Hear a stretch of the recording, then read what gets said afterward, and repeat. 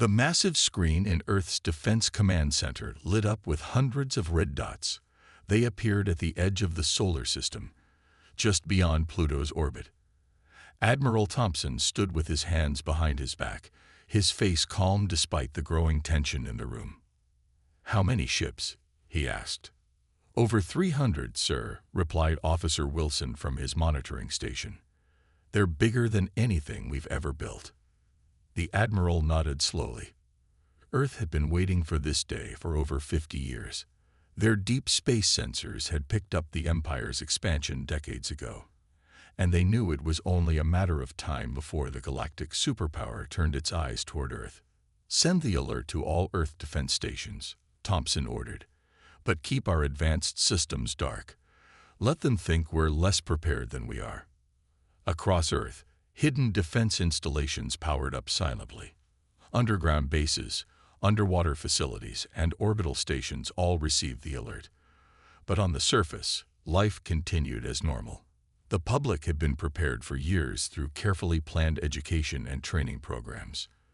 The Imperial ships moved with confidence, clearly not trying to hide their approach. Their massive vessels, each the size of a small city, pushed through space with golden energy trails behind them. They expected to find another primitive world to add to their collection. They were wrong. 3 days later, 5 Imperial ships approached Earth's orbit. They were sleek, golden, and carried the markings of diplomatic vessels. Admiral Thompson watched from the command center as Earth's public defense fleet moved to meet them. These were the older ships, the ones Earth wanted the Empire to see. "They're broadcasting a message," announced Communications Officer Baker. "Playing it now." A holographic screen appeared, showing a tall, human-looking figure in an ornate uniform. High Commander Vale of the Galactic Empire stood with perfect posture, his expression one of practiced superiority. "People of Earth," he began, his voice automatically translated, "we come as representatives of the Grand Galactic Empire, rulers of over 1,000 worlds. We bring you an invitation to join our great civilization." Admiral Thompson stepped forward. The Empire would expect to see surprise, awe, maybe even fear. Instead, he responded with the calm confidence of someone who had rehearsed this moment countless times. "This is Admiral James Thompson of the Earth Defense Force. We welcome your diplomatic mission. However, we should inform you that Earth has been aware of the Empire's existence for some time." The slight twitch in Vale's expression was satisfaction enough. The Empire's representatives weren't used to this kind of response from a newly discovered world. "Indeed," Vale replied, recovering quickly. "Then you must know of the benefits of joining our Empire. We bring advanced technology, interstellar trade, and protection." Thompson allowed himself a small smile. "We appreciate the offer, High Commander. But perhaps we should meet in person to discuss these matters. We have prepared appropriate facilities for diplomatic talks." The next surprise came when Earth's primitive ships demonstrated their FTL capabilities, smoothly escorting the Imperial vessels to the diplomatic station in orbit. The station itself was another calculated reveal, advanced enough to show Earth's capabilities, but not so advanced as to reveal their true technological level. As the Imperial delegation docked, Dr. Emma Reynolds watched from her hidden laboratory deep beneath the Pacific Ocean. Her team monitored the readings from their quantum sensors, analyzing every detail of the Imperial ships. "Just as we thought," she muttered, studying the data. "Their technology followed the expected development path. They have no idea what we've actually achieved." Back in orbit, Admiral Thompson prepared to meet the Imperial delegation. He straightened his uniform and reviewed the carefully crafted diplomatic responses in his mind. Earth had spent decades preparing for this moment, developing technologies along paths the Empire had never explored, building defenses the Empire couldn't detect. As the airlock opened and High Commander Vale stepped through with his delegation, Thompson allowed himself to appreciate the irony. The Empire had come to offer Earth protection and advancement. They had no idea they were walking into the most advanced civilization they had ever encountered. The game had begun, and Earth was playing to win. The meeting room aboard the orbital station was designed to impress, but not too much. Its windows showed Earth floating beautifully below, while holographic displays presented carefully selected information about human achievements. High Commander Vale sat at one end of the long table, 5 of his officers beside him. Admiral Thompson faced them from the other end, with Ambassador Wells and 3 Earth representatives at his side. "Your achievements are unexpected," Vale said, looking through the data on his personal device. "But surely you understand that joining the Empire would only accelerate your development. We offer the combined knowledge of 1,000 worlds." Ambassador Wells smiled politely. She was chosen for this role not just for her diplomatic skills, but for her ability to hide her true thoughts. "We appreciate the generous offer, High Commander. However, Earth must respectfully decline." The silence that followed was heavy. Vale's face showed confusion, then disbelief, and finally something close to anger. In his centuries of diplomatic service, no world had ever simply said, "No." "Perhaps," Vale said slowly, "you don't understand the full situation. The Empire doesn't just offer advancement. We offer protection. The galaxy is a dangerous place." "Is that a threat, High Commander?" Thompson asked calmly, though he already knew the answer. This meeting was following almost exactly the pattern Earth's behavior analysts had predicted. Vale's expression softened into what he probably thought was a fatherly smile. "Not at all, Admiral. Simply a statement of fact. There are many dangerous species out there. Pirates, raiders. Some might even target a promising world like Earth." "How interesting," Ambassador Wells replied. "We've been exploring space for some time now, but we haven't encountered these dangers you speak of. Perhaps because we've been careful about where we travel." This caught Vale's attention. His eyes narrowed slightly. "And where exactly have you traveled?" "Oh, here and there," Wells answered vaguely. "We prefer to keep our exploration routes private." In the hidden command center beneath the station, Dr. Reynolds and her team watched the meeting through secure feeds. They monitored the Imperial delegates' vital signs, analyzed their technology, and kept the station's advanced defense systems ready, though carefully hidden. "They're getting nervous," Dr. Reynolds noted, watching the Imperial officers' biological readings spike. "They don't like not being in control." Back in the meeting room, Vale placed his hands flat on the table. "Let me be direct," he said, his voice harder now. "The Empire cannot allow potentially dangerous civilizations to remain independent. It's a matter of galactic security. You have 2 standard days to reconsider your position. After that, we will be forced to demonstrate why cooperation is the better choice." Admiral Thompson had been waiting for this moment. "Before you make threats, High Commander, you should know that Earth has been watching the Empire's expansion for the past 50 years. We've studied your tactics, your technology, and your treatments of other worlds. We are not impressed." Vale's face turned pale. "Impossible. Our stealth technology is based on crystalline phase shifting." Ambassador Wells finished for him. "Effective against most detection methods, but not against quantum observation arrays. We've had those for quite some time. We've watched you absorb world after world," Thompson continued. "Sometimes through diplomacy, sometimes through force. But always with the same result: the loss of true independence. Earth will not follow that path." Vale stood up abruptly, his chair scraping against the floor. "You understand this means conflict. The Empire cannot allow." "The Empire," Thompson interrupted, "cannot allow the truth to spread. That Earth chose independence and succeeded. That's what really worries you, isn't it?" The Imperial delegation left the station in barely contained fury. As their ships moved away, Dr. Reynolds activated a series of hidden scanners, gathering final readings on their technology. "Should we show them our real fleet?" Officer Wilson asked, watching the Imperial ships retreat. Admiral Thompson shook his head. "Not yet. Let them make the first move. When they return, they'll try to scare us with a show of force. That's when we'll give them their first real surprise." Ambassador Wells joined him at the window, watching Earth's true defense platforms shimmer briefly as they adjusted their cloaking fields. "Do you think they suspect?" "They suspect we're hiding something," Thompson replied, "but they have no idea what." The Empire followed one path of technological development, focused on expansion and control. We chose a different path. "And soon," Wells added with a slight smile, "they'll learn what humanity can do when we put our minds to it." 2 days after the failed meeting, the Empire's response arrived exactly as Earth had predicted. 50 warships jumped into the solar system, their golden hulls gleaming in the sunlight. They positioned themselves in a battle formation near Mars, far enough to be safe, but close enough to be threatening. In Earth's main command center, Admiral Thompson watched the display with calm interest. "Right on schedule," he said.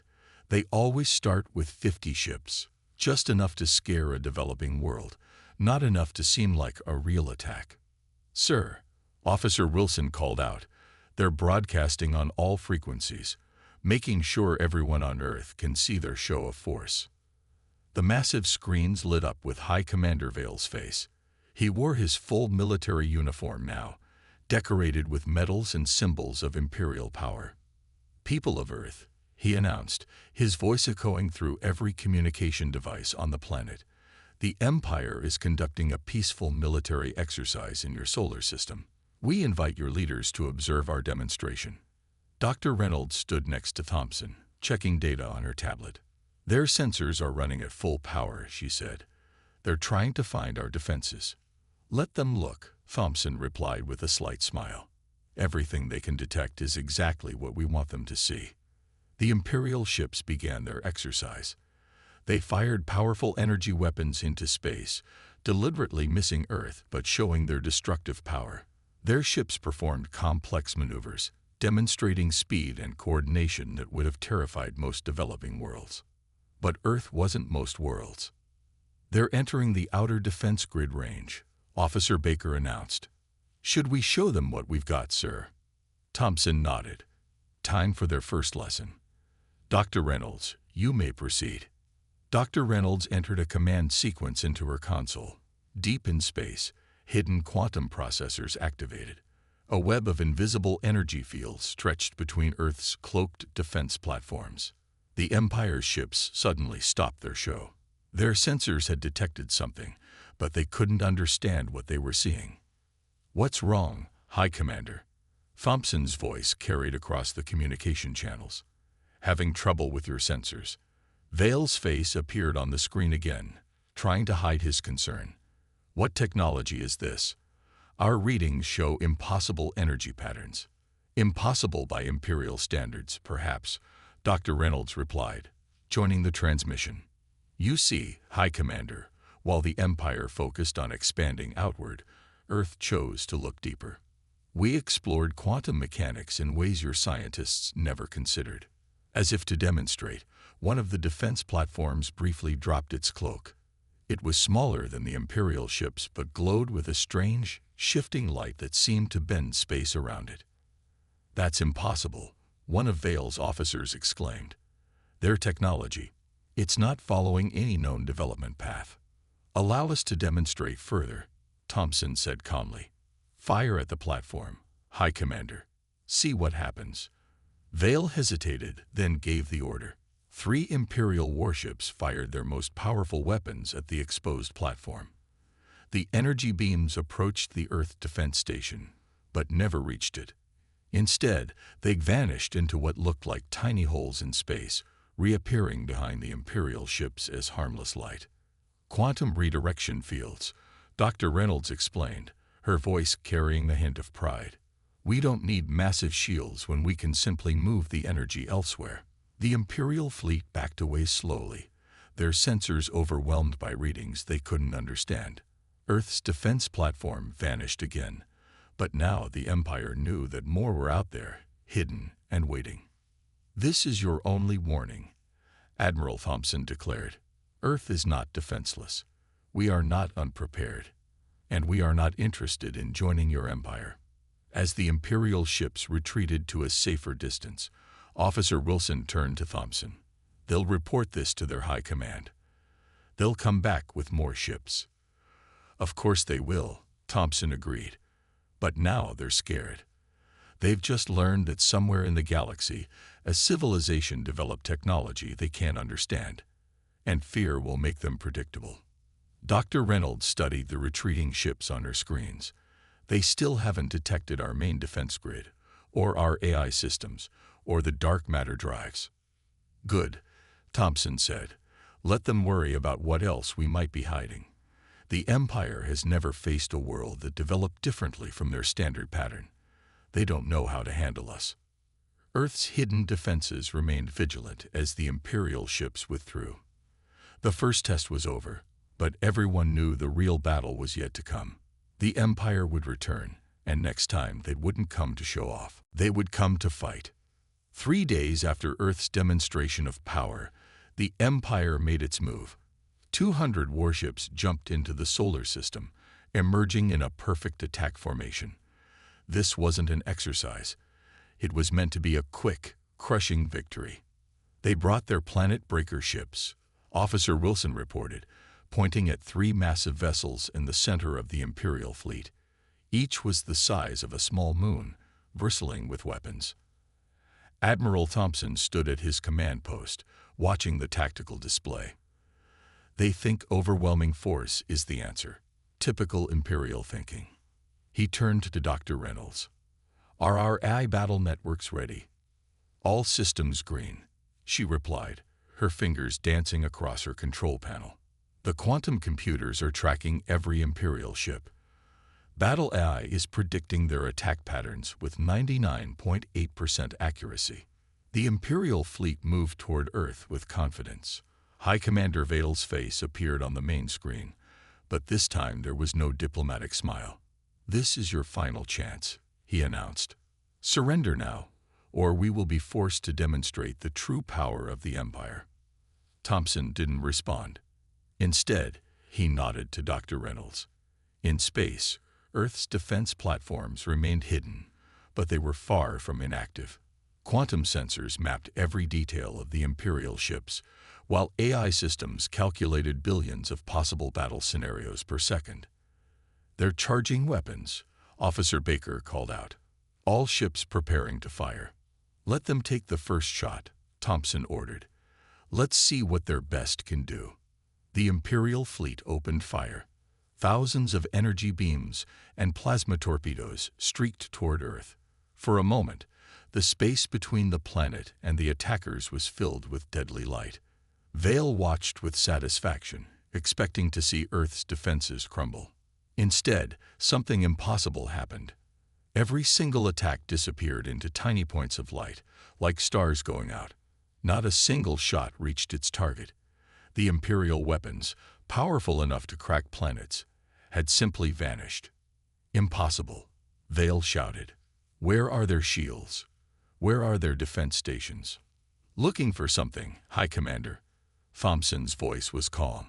Perhaps you'd like to see our real defense system. At his signal, Dr. Reynolds activated Earth's primary defense grid. Across the solar system, hundreds of quantum platforms dropped their cloaks. They were arranged in a complex 3-dimensional pattern, creating overlapping fields of protection. Each platform glowed with the same strange light the Empire had seen before, but now they could see the true scale of Earth's preparations. Now, Thompson said, allow us to respond. The quantum platforms pulsed. Space itself seemed to ripple. Imperial sensors screamed warnings as their readings went off the scale. Before they could react, invisible quantum beams struck 20 of their ships. The vessels didn't explode. They simply came apart, their atomic bonds gently separated by forces the Empire couldn't understand. What is this technology? Vail demanded, real fear in his voice now. This isn't possible. You assumed all civilizations would develop technology the same way you did, Dr. Reynolds explained. You never considered that someone might find a completely different path. While you built bigger ships and stronger weapons, we learned to manipulate the fabric of space itself. The Imperial fleet tried to regroup, But Earth's AI battle network was already 10 steps ahead. More ships came apart as quantum beams struck with perfect precision. The massive planet breaker vessels tried to retreat, but found their engines wouldn't respond. Earth's quantum fields had already disrupted their power systems. "Hold fire," Thompson ordered after 30 ships had been disabled. "I think they've seen enough for today." The remaining Imperial ships frantically jumped away, leaving their powerless companions behind. The mighty attack fleet had been defeated without Earth firing a single conventional weapon.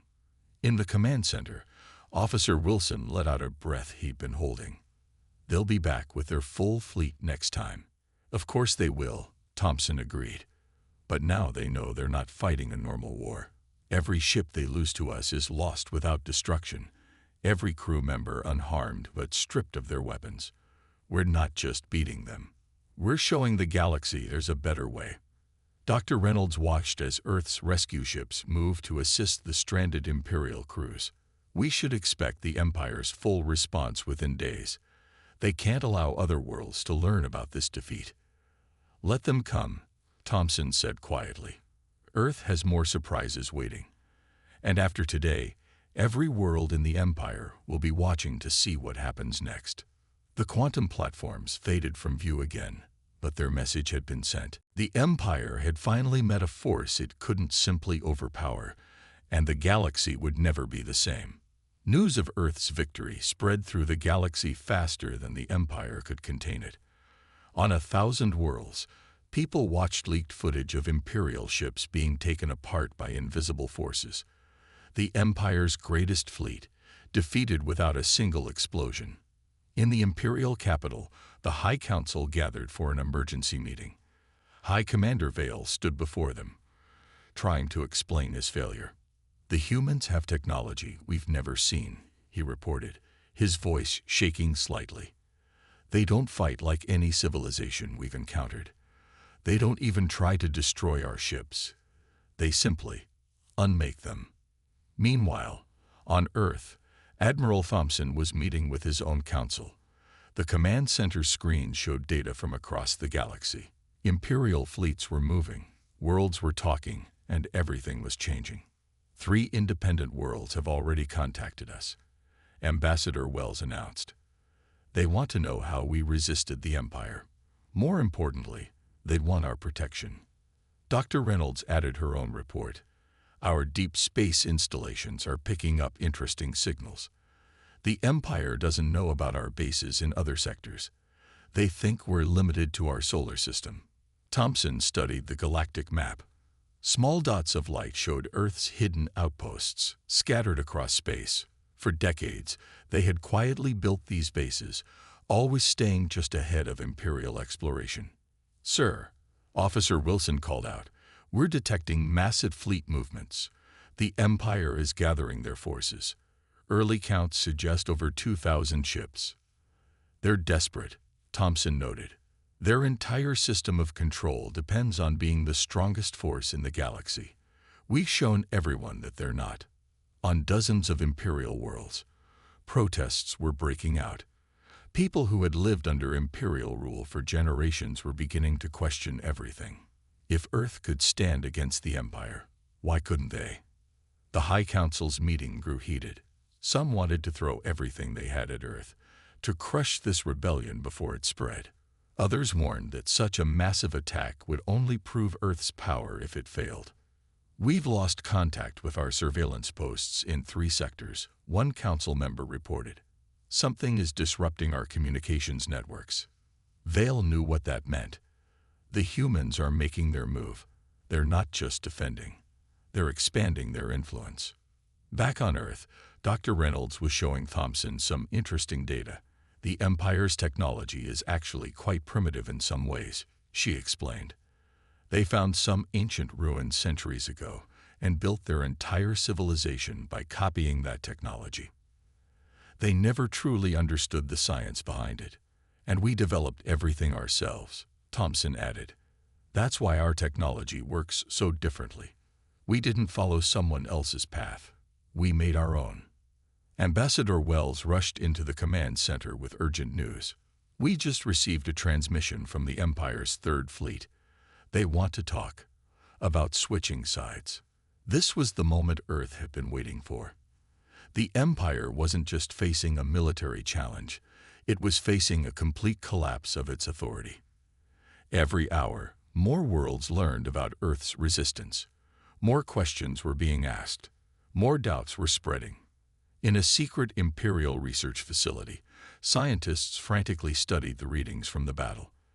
But Earth's quantum technology defied their understanding.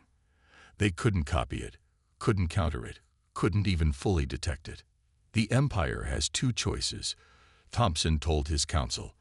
They can attack with everything they have, or they can try to adapt to a galaxy they no longer control. Dr. Reynolds checked her latest reports. Our quantum fields now cover 20% of Imperial space. Their ships can't even detect our expansion. In a month, we'll be able to shut down their entire fleet with a single command. And the independent worlds? Ambassador Wells asked. We'll share our knowledge with those who are ready for it, Thompson replied. Not the weapons, the science, the understanding.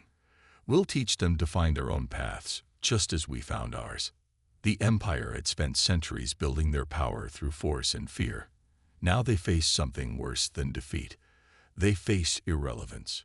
Earth hadn't just resisted their power. It had shown the galaxy a completely different way of doing things. As reports of more Imperial ships deserting came in, Thompson looked at the galactic map again. The Empire's perfect order was crumbling, and from its ruins, something new was about to emerge. The real question was, what would the galaxy choose to become? The Empire's full attack force emerged from hyperspace all at once. 3,000 warships filled the space around Earth's solar system, their golden hulls blocking out the distant stars. It was the largest fleet ever assembled in galactic history. In Earth's command center, nobody panicked. They had been waiting for this moment. They brought everything, Officer Wilson reported. Planet breakers, star crushers, even their ancient warships. The Empire has committed their entire main fleet.